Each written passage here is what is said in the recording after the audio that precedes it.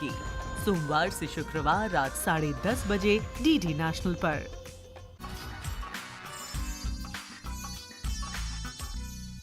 नमस्कार, आप सभी का बहुत बहुत स्वागत है। मैं हूं जया सिन्हा।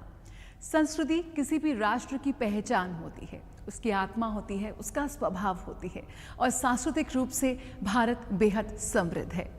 इस देश की सांस्कृतिक परंपराओं को, विरासत को समेटे हम हाजिर हैं इस बेहद खास कार्यक्रम रंग तरंग के साथ। रंग तरंग में आज मुलाकात होगी एक ऐसे आर्टिस्ट से, एक ऐसे कलाकार से जो अपने आप में पूरा एक युग, एक सदी समेटे हुआ है।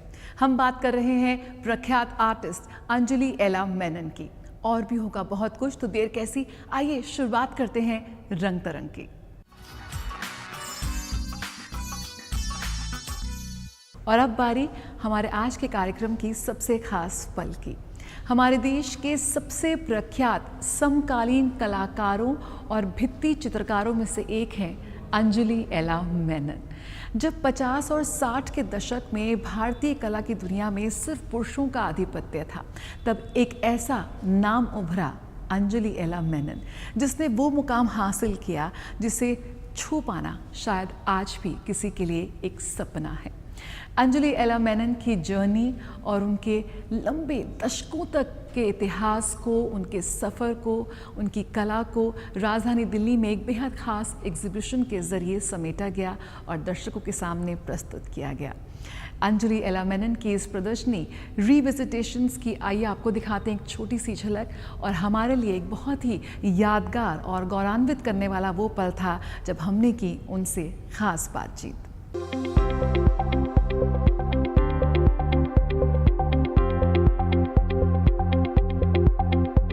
86 वर्ष की आयु में अंजलि एला मेनन ने नई दिल्ली में आयोजित प्रदर्शनी में अपने सबसे हरदिल अजीज विषयों को नए सिरे से प्रस्तुत किया।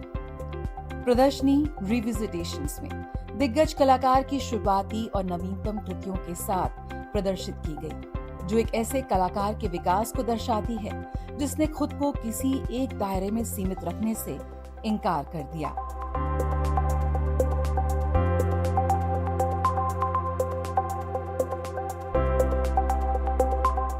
इस प्रदर्शनी में उनकी कला शैली की झलक दिखी, जिन्होंने हमेशा से ही रुझानों और वर्गीकरणों का विरोध किया है। वडेरा आर्ट गैलरी द्वारा ये प्रदर्शनी उमा नायर द्वारा क्यूरेट की गई और इस प्रदर्शनी में उनके 6 दशकों के कालखंड को समेटा गया, जिसमें 2025 और 2026 की 30 से अधिक कृतियों के साथ साथ 1950 के दशक की पुरानी कृतियां भी शामिल हैं। अंजलि एला मेनन, ये वो नाम है जिसका ब्रश जब कैनवस पर चलता है तो रंग नहीं, समय की परतें उकेरनी शुरू हो जाती हैं। एक बहुत ही गौरवपूर्ण और भाव करने वाला ये क्षण है जब मेरे साथ, मेरे फ्रेम में है अंजलि एला मेनन, विख्यात चित्रकार। मैम, सबसे पहले कितनी खुशी है आज आपके वर्षों का जो काम है आपके सामने है। You can see your work around you, there are so many people जो यहाँ पर आके आपके इस काम को देख रहे हैं और आपके बीच हैं। हाउ डू यू फील, कैसा आपको लग रहा है? मुझे बहुत अच्छा लग रहा है कि वडेरा गैलरी ने इतने चित्र को जमा किया है ये एग्जीबिशन में। बहुत साल के बाद हम एग्जीबिशन कर रहे हैं दिल्ली में, और ये त्रिवेणी गैलरी में मैंने, ये श्रीरानी गैलरी में मैंने बहुत सालों से शायद 4-5 एग्जीबिशन किया है।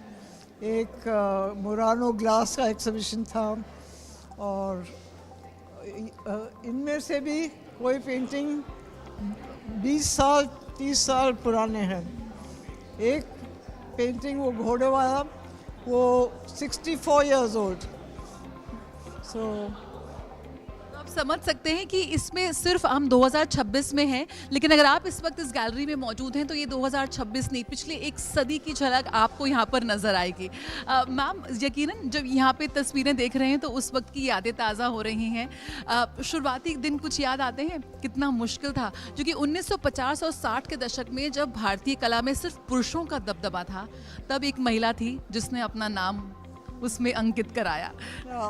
मैं 18 साल की थी जब मैंने पहले एग्ज़िबिशन किया था, वही दिल्ली में, और हुसैन साहब ने वो एग्ज़िबिशन को क्यूरेट करा है और स्टैंड लगाया, अपने आप कैटलॉग लिखा था, तो बहुत इनकरेजमेंट हुई। उसके बाद हम पेरिस गए स्टडी फ्रेस्को, और इनमें से कई पेंटिंग्स बहुत पुराने हैं, तो अच्छा लगा कि फिर एक पूरा जनरेशन है जो जिसने ये पेंटिंग्स को कभी देखा नहीं है, तो ये पहले मौका है उन लोगों को ये पेंटिंग देखने के लिए। अच्छा, आजकल समय बड़ा बदल गया है, क्या आपको एहसास होता है, आप कुछ चेक रखती हैं कि इस वक्त क्या चल रहा है भारतीय कला की दुनिया में, कैसे इस वक्त लोग कला बना रहे हैं, या आप क्या सोचती हैं कैसे जो आज की जनरेशन है वो कैसे भारतीय कला को देख रही है? आजकल बहुत इंस्टॉलेशन कर रहे हैं, पेंटिंग कम कर रहे हैं लोग, मगर जब मैं फर्स्ट एग्जीबिशन किया था शायद पूरा इंडिया में 400 पेंटर्स थे, 400 आर्टिस्ट, 500 आर्टिस्ट, आज लाखों आर्टिस्ट हैं, और उन सबको गैलरी चाहिए, पब्लिसिटी चाहिए, और बहुत मुश्किल है यंगर जनरेशन के लिए। मगर ये बात हमको पसंद नहीं है कि ये जो यंगर जनरेशन ऑफ आर्टिस्ट हैं वो पैसा के लिए बहुत सोचते हैं पहले से ही। पहले उनको कुछ नाम बनना चाहिए, और तब prices can be put up a little bit. You make lot of heads, you know. ये वो चेहरे हैं जिनसे आप मिलती हैं, देखती हैं और फिर उसे कैनवस पर उतार देती हैं। क्या आपके दिमाग में चलता रहता है? और हमेशा हम देखते हैं कि जो भी इनके चेहरे की आंखें हैं उसमें कहीं ना कहीं एक उदासी है, वो उदासी क्यों है? I don't know. I can't answer that question. बहुत नहीं, I don't know. हमको मालूम नहीं है क्यों। आपसे ये सवाल पूछा इतने सालों में लोगों ने? बहुत पूछते हैं। हाँ, ये चेहरे आपके जहन में रह जाते हैं कि आप इन लोगों से मिलती हैं और फिर उन्हें कैनवस पर ले आती हैं? नहीं, ये some of the paintings are from imagination. थोड़े पेंटिंग्स है जो किसी का पोर्ट्रेट है, मगर बहुत कम। अभी इस वक्त क्या बनाने का मन करता है? अभी इस वक्त अगर आप उठाती हैं ब्रश तो क्या सोचती हैं? अभी थोड़ा आराम करना है। बहुत काम किया है मैंने एक साल के लिए, 29 पेंटिंग्स, तो थोड़ा रेस्ट करेंगे। पर क्या चाहते हैं, आखिरी सवाल, क्या आप कुछ बनाना चाहती हैं? ऐसा कुछ है जो अभी भी देखना है, जहाँ जाना है, कुछ बनाना है, कुछ कैन करना है, रंगों को किसी और रूप में ढालना है? तो वो हमको नहीं मालूम। You want to paint something else, something which is left? I don't know yet. You wait for inspiration. जो इंस्पिरेशन आता है, मेरा स्टूडियो बस्ती में है, तो वो बस्ती के लोग, तो बच्चे हैं, बूढ़े हैं, उन लोग ने हमको इंस्पिरेशन दिया है, तो उन्हीं का पोर्ट्रेट बनाती हूँ। बहुत बहुत शुक्रिया हमसे बात करने के लिए। अंजलि एला मेनन, जो अपने आप में एक इंस्टीट्यूशन है और इस पूरी जनरेशन के लिए प्रेरणा स्रोत है, जब वो ये कहती हैं कि आज इस मुकाम पर पहुंचने के बाद भी वो आज भी उस प्रेरणा को ढूंढती हैं, इंस्पिरेशन को ढूंढती हैं, तो यकीनन हम सभी के लिए ये बहुत ही गौरवपूर्ण क्षण हो जाता है। इस प्रदर्शनी ने अंजलि एला मेनन की कला के बार बार दोहराए जाने वाले विषयों को पुनर्जीवित किया और समय के साथ उनके विकास को दर्शाया। अपने नए कार्यों में अंजलि एला मेनन अपने प्रारंभिक वर्षों के व्यापक कार्यों से प्रेरित विषयों जैसे कि आकृतियां, चेहरे, मातृत्व और कुर्सियों की ओर लौटती हैं।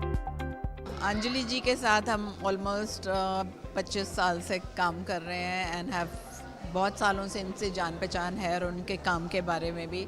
बट इस बारी सबसे बड़ी चुनौती थी कि इतने काम वो नहीं कर पाई थी, तो हमारे पास कुछ हेड्स और कुछ उनके अर्लियर पीरियड के काम थे, तो हमने सोचा कि चलो हम एक बड़ा सा एग्जीबिशन करते हैं जिसमें उनकी कलेक्शन, उनकी फैमिली के पास जो भी पुराने काम है from early period, from 60s से अभी तक जो उन्होंने काम किए हैं, सो लोगों को ये एक एटलीस्ट आइडिया होगा कि उन्होंने कैसा काम पहले किया और कैसे उनकी चेंजेस आई हैं। जिंदगी की खूबसूरती ये है that when you have an artist who has worked for more than 70 years, हाँ, वो 70 साल के बीच में उन्होंने क्या क्या काम किया और आजकल के ज़रिए, आजकल के ज़माने में उन्होंने क्या काम किया है, ये दोनों हमने मिला के हमने एक रचना रचित किया है। तो ये एग्जीबिशन में इतिहास है, और जब इतिहास होता है, जब हम जाते हैं 50-60 साल पहले, फिर हमें ये महसूस होता है कि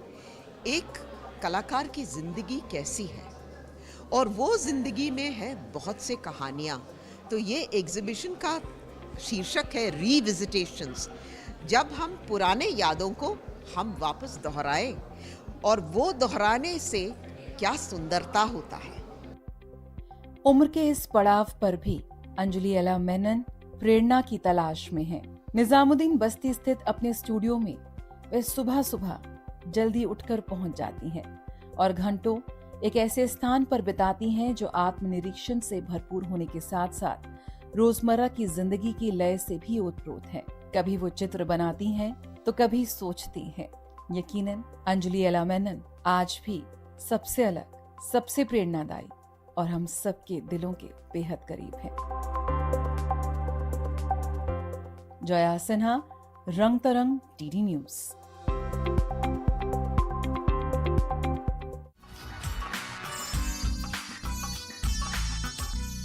जब कभी आप बहुत निराश हो जाते हैं, उदास हो जाते हैं, हिम्मत हार जाते हैं, तब कुछ पंक्तियां ऐसी हैं, कुछ शब्द ऐसे हैं जो एक बार फिर हमें उस लड़ाई को जीतने का और लड़ने का संदेश देते हैं, हमारे अंदर ऊर्जा भरते हैं। ऐसे ही दो शब्द हैं चढ़ती कला। पंजाब में, ख़ास तौर पर उत्तर भारत में, लोग इन दो शब्दों से बहुत अच्छी तरह से वाकिफ़ हैं। सिख धर्म की ये खूबसूरत कहावत चढ़ती कला ना सिर्फ हमें हिम्मत देती है, बल्कि ये संदेश भी देती है कि बहुत जल्द अंधेरे की, निराशा के बादल छटेंगे और बस हमें धैर्य बनाए रखना है। इसी चढ़ती कला को अपनी कला के ज़रिए प्रस्तुत किया आर्टिस्ट सीमा सिंह ने। आइए देखते हैं इस प्रदर्शनी की एक झलक।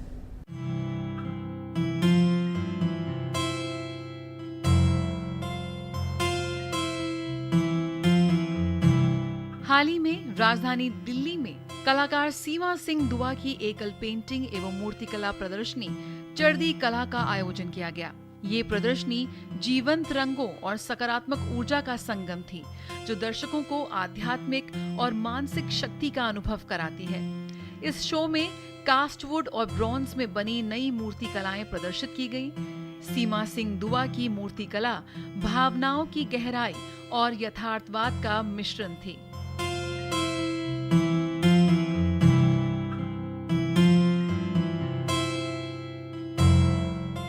चढ़ती कला यानी विपरीत परिस्थितियों में भी अडिग विश्वास, साहस और सकारात्मकता बनाए रखना। बैसाखी से ठीक पहले सीमा अपने शो का माहौल इसी भावना से भरा रखना चाहती थी। पर्पस ऑफ द शो, ये मैं क्या दिखाना चाहती थी, एक फेज़ ऑफ लाइफ है ज़िंदगी में जो आप अपने महसूस कर रहे होते हो। एक सिख फ्रेज़ है चढ़ती कला, जो मेरे लिए बहुत डियर है। चढ़ती कला एक सिख फ्रेज़ है जो आप किसी को विश करते हो कि आप में ताकत हो, चढ़े, आप राइज करें, अपने अंदर से एक इनर स्ट्रेंथ ढूंढें, अपने लिए एक डिफ़िकल्ट टाइम और सर्कमस्टांसेस को फाइट करने के लिए आप अपने लिए अंदर से एक पावर, एक ताकत, एक स्ट्रेंथ ढूंढें। सो मेरा ये पर्पस ऑफ द शो यही है कि मैं I'd like for people to connect with it and I want people to be in चढ़ती कला। जीवन में कई बार हम सभी को जिंदगी में कई मुश्किलों का सामना करना पड़ता है। धोखा, असफलता, आर्थिक उथल-पुथल, सेहत से जुड़ी समस्याएं, जिनसे जीवन काफी संघर्षों से भर जाता है। लेकिन इन्हीं समस्याओं के बीच सिख धर्म की एक बेहद ही खूबसूरत कहावत चढ़ती कला, जो हिम्मत के साथ साथ ये संदेश भी देती है कि सब कुछ ठीक हो जाएगा, बस धैर्य बनाए रखें। प्रदर्शनी की सभी मूर्तियों के माध्यम से एक बेहद गहन और प्रभावशाली संदेश दिया गया। एक मूर्ति जिसमें हाथ दिल को धीरज धारण करा रहे हैं, मानो कह रहे हों कि हौसला रखो, दिन जरूर बदलेंगे। मूर्तियों के माध्यम से जन जन को सकारात्मक संदेश देने की सीमा सिंह दुआ की ये एक अनूठी पहल थी, जिनमें नए विचारों और उत्साह का संगम उनकी कला में साफ दिखाई दिया। जया सिन्हा, रंग तरंग, डीडी न्यूज।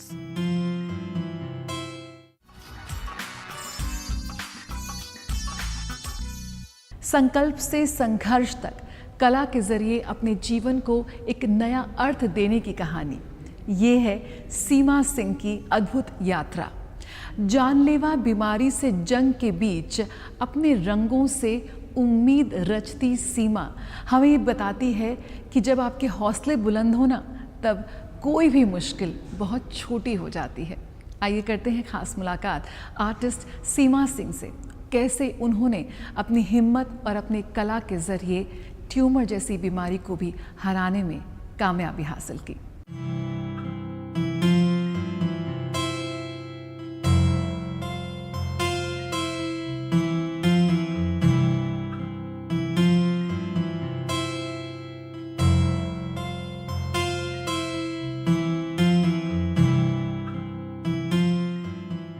मध्यम वर्गीय परिवार से आने वाली सपना सिंह ने अपने सपनों को कभी सीमित नहीं होने दिया।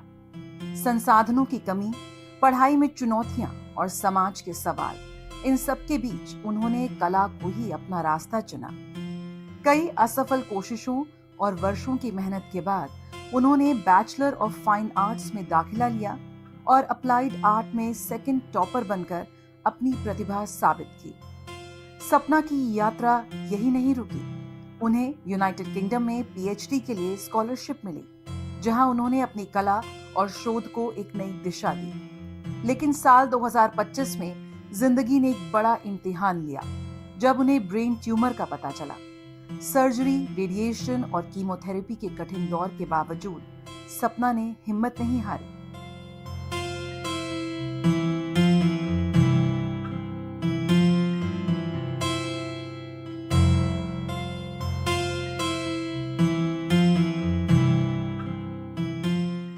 मैंने अपने आर्ट को अपना थेरेपी बनाया, एज अ मेडिटेशन वर्क किया उसने। मतलब इंस्टेड ऑफ डूइंग मेडिटेशन मैं डेली आर्ट करती थी, तो मुझे कुछ भी मिलता था मैं उसकी ड्राइंग बनाती थी। इमरजेंसी वार्ड में भी मैंने शूज़ रखे थे उन्होंने मेरे स्ट्रेचर के ऊपर, तो मैंने उसका स्केच बना दिया। कुछ नहीं समझ में आया क्योंकि वो इतना स्ट्रेसफुल था इमरजेंसी वार्ड में। फिर मुझे अपने आप को बिज़ी रखने के लिए कि मैंने नर्स से कहा कि मुझे एक पेपर और पेन दे दो, तो उन्होंने दे दिया और फिर मैंने शूज़ ही बना दिए अपने। कुछ नहीं दिखा, शूज़ ही दिखे सामने। मैंने कहा चलो कभी शूज़ नहीं बनाए, शूज़ बना देते हैं, कभी बनाना नहीं बनाया, बनाना बना लेते हैं। डिफरेंट मीडियम से मैंने काम किया है, वाटर कलर्स में और पेन में, फाइन लाइनर्स पेन में, चारकोल में, डिफरेंट मीडियम्स में, मिक्स मीडियम में। आज भी वो अपने रंगों के जरिए उम्मीद और हौसले की कहानी रच रही हैं। उनके लिए कला सिर्फ अभिव्यक्ति नहीं, बल्कि इलाज, ताकत और जीने की वजह बन चुकी है। जीवन और मृत्यु हमारे हाथ में है ही नहीं, तो मुझे लगता है आप हर पर्सन की लाइफ का एक मीनिंग होता है, और मेरी लाइफ का मीनिंग जो है ये आर्ट ही है। और अब तो मैं जब तक हाथ चल रहा है, आंखें चल रही हैं, दिमाग चल रहा है, तो आर्ट ही करूँगी। सपना सिंह की ये कहानी हमें लगातार विश्वास दिलाती है कि मुश्किलें कितनी भी बड़ी क्यों ना हो, अगर इरादे मजबूत हों तो हर अंधेरे के बाद एक नई रोशनी जरूर होती है। इस बीमारी से सपना की जंग अभी भी जारी है, लेकिन हम जानते हैं कि वो कभी भी रुकेंगी नहीं, थकेंगी नहीं, हारेंगी नहीं। जया सिन्हा, रंग तरंग, डीडी न्यूज।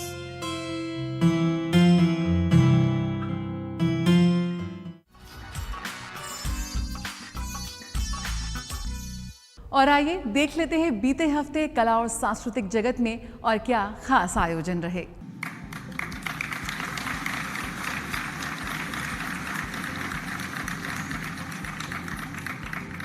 शिकवा है यही अहले जहां को, हम लोगों से शिकवा है यही अहले जहां को, ये लोग डराने पे भी डर क्यों नहीं जाते? बहुत शुक्रिया सर। आए दिन झूठी खुशखबरियां आप अपने ही को है सुनाती हुई जिंदगी, खुद को ही धोखे देती हुई, खुद को ही धोखे पर धोखा, खुद से ही धोखे पर धोखा खाती हुई जिंदगी।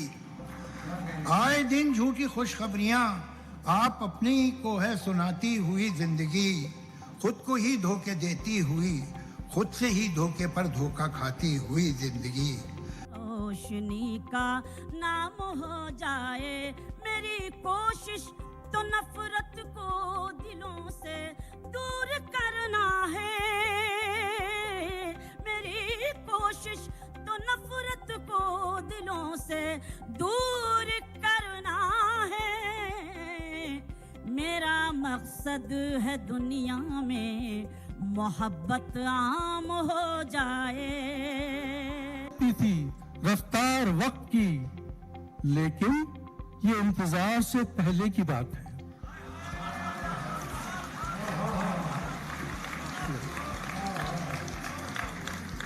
हमको भी तेज लगती थी रफ्तार वक्त की, लेकिन ये इंतजार से पहले की बात है। और एकदम ताजा शेर सुन लीजिए, उसके बाद मुबारक देखे खास तौर से।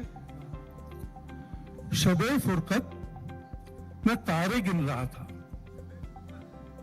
शबे फुरकत मैं तारे गिन रहा था, मगर एक अश्क ने गिनती भुला दी। शबे फुरकत मैं तारे गिन रहा था, मगर एक अश्क ने गिनती भुला दी।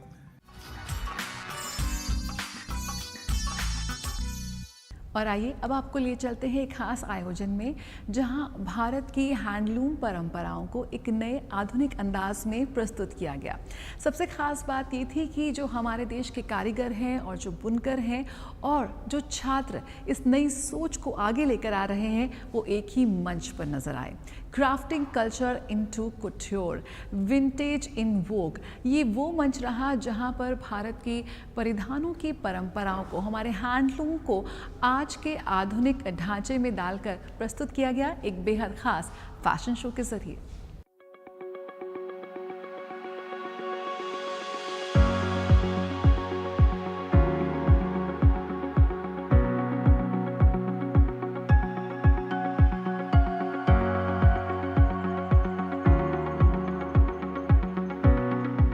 हाल ही में राजधानी दिल्ली का नेशनल क्राफ्ट्स म्यूजियम नामचीन कलाकारों की उत्कृष्ट कारीगरी और रचनात्मकता का गवाह बना।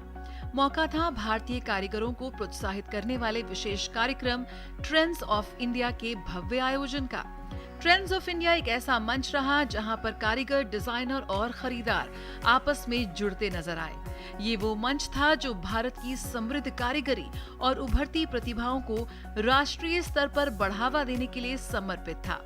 इस कार्यक्रम में भारत के बेहतरीन कलाकारों के साथ साथ आयोजन की भव्यता को और बढ़ाते हुए डिजाइनर श्वेता चुग और अमान रेगालिया ने भी अपने विशेष कलेक्शन को प्रस्तुत किया, जिससे पारंपरिक मंच पर आधुनिक आकर्षण का समावेश हुआ। इस कार्यक्रम को नादिया बुरकोवास्का की उपस्थिति से बौद्धिक और सांस्कृतिक गहराई भी मिली, जिनका मनोविज्ञान और साहित्य के क्षेत्र में किया गया कार्य वैश्विक दर्शकों के बीच गूंजता है।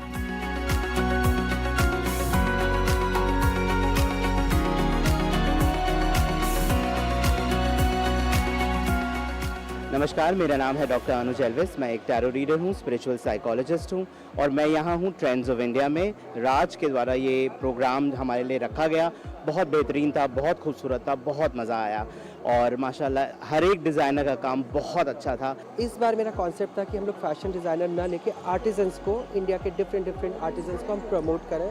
तो आज हम लोग यहाँ पर हैं नेशनल क्राफ्ट म्यूजियम में।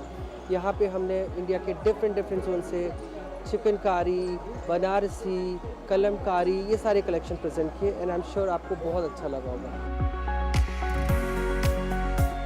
मशहूर फैशन डिजाइनर राज चाहर की ये पहल भारतीय कारीगरों को प्रोत्साहित करने, उन्हें एक प्रतिष्ठित मंच प्रदान करने के उद्देश्य से की गई। इस सफल आयोजन के साथ ही भविष्य में कारीगरों को सशक्त बनाने और उन्हें आगे बढ़ाने के लिए कई और प्रभावशाली परियोजनाओं की भी तैयारी है।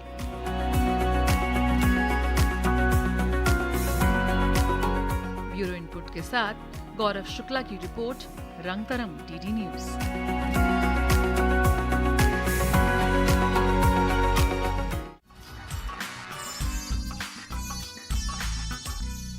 इसी के साथ रंग तरंग में अब वक्त हो चला है आपसे विदा लेने का। भारत की सांस्कृतिक अनेकता में ही हमारे देश की एकता छुपी है और यही वजह है कि कला एक ऐसा सूत्र है जो हम सभी को एक साथ जोड़े हुए है। अपनी इस भागती दौड़ती जिंदगी में कोशिश कीजिए कि कला के किसी न किसी रूप से ज़रूर खुद को जोड़े रखें, क्योंकि यही तो है जो आपकी मुलाकात आपसे कराता है। तो इसी के साथ रंग तरंग के आज के इस अंक में इतना ही। मुझे मेरी पूरी टीम को दीजिए इजाज़त। नमस्कार।